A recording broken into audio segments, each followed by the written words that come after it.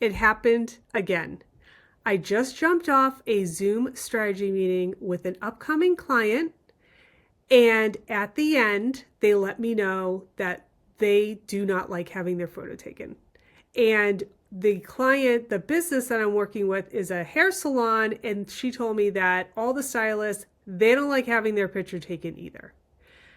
I wanted to share how I respond to this, what puts them at ease, my game-changing technique that I've been using for years in these sessions, because 99% of the clients that I work with that are business owners are sharing the same story.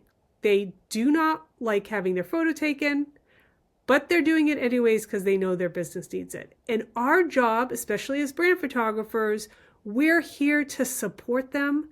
We want them to be comfortable in front of the camera. And I wanted to just share my techniques and how I approach this topic because it's coming up in every call. All right.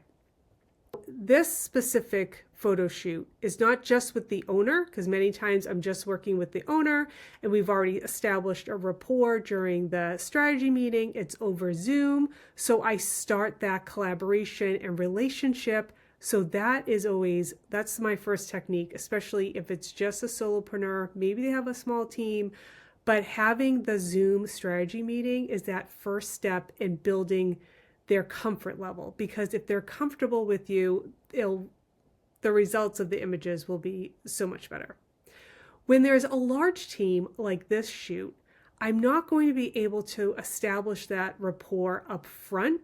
So during the session, I really need to support them and let them know that I am here to have amazing photos taken of them. So what I do, technique number 2, is I will make sure that they are set up, and I may, have to adjust hair or clothing. I'm making them feel taken care of, and they always appreciate it. They feel a little bit better. My third technique, this is the game changer. I use my iPad for real-time review. And on the call that I just jumped off of, she told me this whole scenario of no one likes their photo taken. And I let her know that during my process, during the portraits, as I'm shooting, all the images are flowing to my iPad in real time so that everyone gets to review the images. They can pick out their favorite. Or if they want to make a tweak, we can make that change. Maybe it's an outfit, maybe if they need to adjust their hair, we can make that change, and then they can get another round. I'm honestly taking a couple shots. We're reviewing. If they like it, I mark the one they like the best. We move on to the next person. Most of the time, that's how it's happening. If they're really self-conscious or they really need a couple shots, we can do that. And then they walk away knowing the image coming they actually like, or they like more than others, because you can't please everyone. So the iPad in real time, the usage of the images in real time, game changer. Okay, we're setting up in the other section of the studio now, but I just wanted to share one of my favorites from the other setup that I just showed you. And this is what we got of Mary. We did a couple setups over there, and now for the next. Look at this. This is the first one. Yeah, perfect. So they're all dropped out, like you don't look at that. And then we have, obviously we can crop these in. Mm-hmm.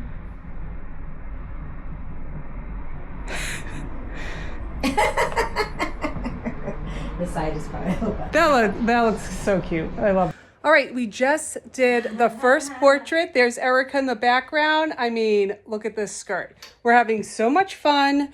We got the first portrait down. We're setting up for number 2. Here we go. Yeah, they look actually pretty. Okay. Do you think it's too much down here? Like too much stuff? Like too much sparkle? Let's take one without it. Yeah. Then you have room for if you want any sort of text. I don't know. I mean, I like that. This one's really pretty. Yeah. I like that one a lot. I mean, I kind of like the ribbon in there because it Okay, adds let's some, get like, some ribbon. it softens it a little bit. Yeah. This is so handy to have so you can see, like, because even though you're Game looking at it, it changer, doesn't yeah. look, you have to see it in a picture, like, oh no, I don't like that. I like Yeah. that. That looks good. That doesn't. Mm. Oh, that's pretty. Nice. Yeah. That's pretty. That one's really nice because it's like. You can kind of see what I'm seeing. Oh, I love how this attaches because it's metal. Okay, so let's see. When you were doing that brush, here, let me see. Oh, that's cool. So this is like a good, like, just that, just like Yes, very when you're removing that. nice. Yeah. Well, this one, it's I'm so already, crisp. yeah. Well, you have some great natural light coming in here, which is nice. Okay. Oh, cool. Oh, yeah. Your glasses. Oh my again, God, and my I'm like, stupid glasses. keep smiling. There's a smile. Now you're enjoying yourself. That. Oh my God, so funny. It's so funny when you see what's in the back, you know. Yeah. I fixate on, like, what the hell's in the background? But no, we got your books in there. So I am a Canon user. I'm using the Canon Connect app. It's not a robust app, but it does exactly what I need it to do, which is to show the images that are coming directly from my camera. I'm going to leave at the end of this video a link to the video where I show step-by-step on how to set this up if you are a Canon user.